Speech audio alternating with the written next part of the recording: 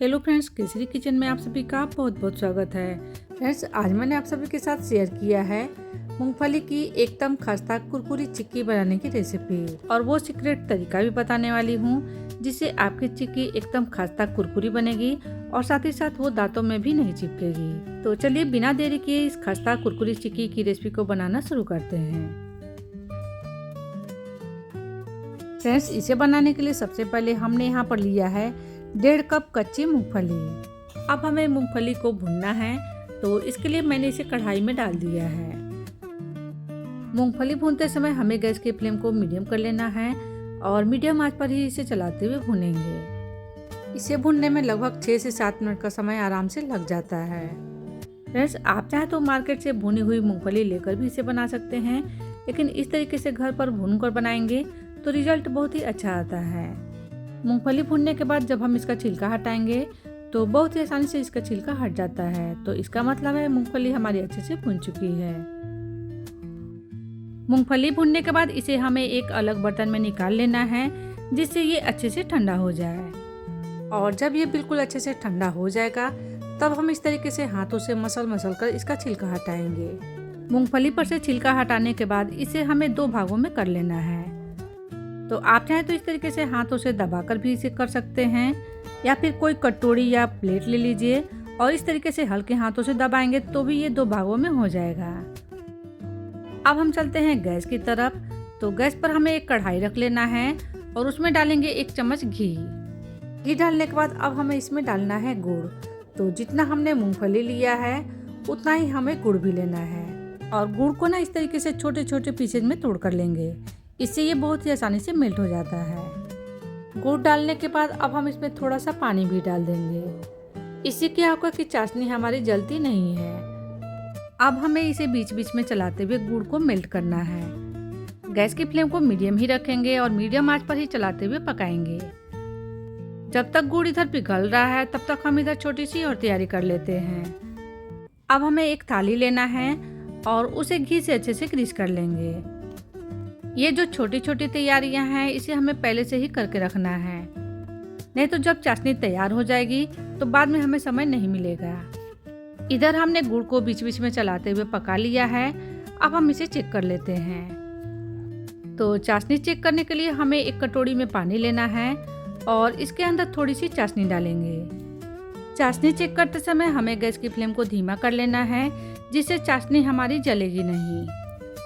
और जब ये हल्का सा ठंडा हो जाएगा तो हम इसे हाथों से खींच कर देखेंगे। चाशनी इस तरीके से अगर खींच रही है तो इसका मतलब है चाशनी हमारी एकदम परफेक्ट तैयार नहीं है। अभी हमें चाशनी को 1 से 1.5 मिनट तक लिए और पका लेना है। थोड़ी देर तक और पकाने के बाद हम इसे दोबारा से चेक कर लेंगे। इस समय पर हमने गैस की फ्लेम को बंद कर दिया है, नहीं तो चाशनी हमारी जल जाएगी। और ठंडा होने के बाद जब हम इसे इस तरीके से तोड़ रहे हैं तो इसमें से कट कट की आवाज आ रही है, तो इसका मतलब है चाशनी हमारी एकदम परफेक्ट तैयार हो चुकी है। इन सब छोटी छोटी बातों का ध्यान रखेंगे तो आपकी चिक्की भी एकदम कुरकुरी करारी बनकर तैयार होगी। तो चलिए, मैंने दोबारा से गैस को ऑन कर लिया है। अब हम इसमें एक सीक्रेट चीज डालने वाले हैं। वो सीक्रेट चीज है खाने वाला सोडा। तो मैंने इसमें 1/4 चम्मच खाने वाला सोडा डाल दिया है। इससे क्या होता है कि चिक्की हमारी और भी ज़्यादा खस्ता कुरकुरी बनती है और दांतों में भी नहीं चिपकेगी। तो बस इस तरीके से इसे चलाते हुए अच्छे से मिला लेना है। और मिलाने के बाद आप देखेंगे कि इसका कलर काफ़ी ज़्यादा लाइट हो गया है और साथ ही साथ ये एकदम फ्लफी भी हो गया है। तो इस समय पर आपको गैस की फ्लेम को बिल्कुल धीमा कर लेना है और धीमे आंच पर ही इसे चलाते हुए अच्छे से मिलाएंगे। अब हमें बिल्कुल भी देरी ना करते हुए भुनी हुई मूंगफली को इसमें डाल देना है, और साथ ही में इसमें बढ़िया से फ्लेवर के लिए डालेंगे 1/4 चम्मच कुटी हुई छोटी इलायची। और अब हमें इस समय पर गैस की फ्लेम को बंद कर लेना है और फटाफट से इसे अच्छे से मिलाएंगे। और मिलाने के बाद आपको इसे छोड़ना नहीं है, तुरंत से इसे थाली के ऊपर निकाल लेना है। अब हमें सारे मिश्रण को थाली के ऊपर निकालने के बाद इसे हमें थाली के ऊपर फैलाना है। इस समय पर आपको हाथों में थोड़ा सा घी लगा लेना है और इस तरीके से हल्के हाथों से दबाते हुए फैलाएंगे, या फिर चाहे तो बेलन में थोड़ा सा ऑयल या घी लगाकर भी बेल सकते हैं। जितना पतला हो सके आपको बेल लेना है। बस इस तरीके से थाली को घुमा घुमा कर हम इसे चारों तरफ से बेल लेंगे। इस तरीके से बेलने से ये एक बराबर हो जाएगा।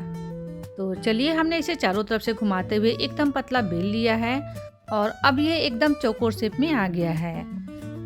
बेलने के बाद इसे हमें छोड़ना भी नहीं है, तुरंत से इसके पीसेज कट कर लेना है, नहीं तो जब ये सेट हो जाएगा तो फिर ये कट नहीं हो पाएगा।